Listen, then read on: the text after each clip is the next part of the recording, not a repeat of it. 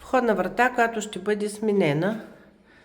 Кухнята, която е направена на спалня, с изолация на тавана, с тераса, с чисто нова дограма.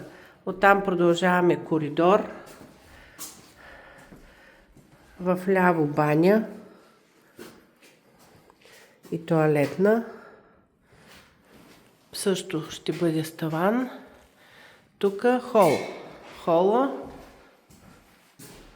Хола с изолация, стената, чисто нова дограма.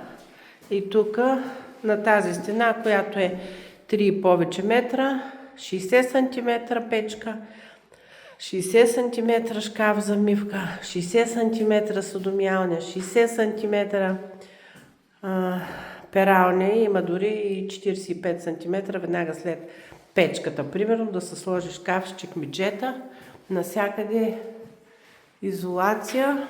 И от тук тази вече е преходна с хола, втората спалня. Ето я, пак с чисто нова дограма, отвънка се вижда математическата.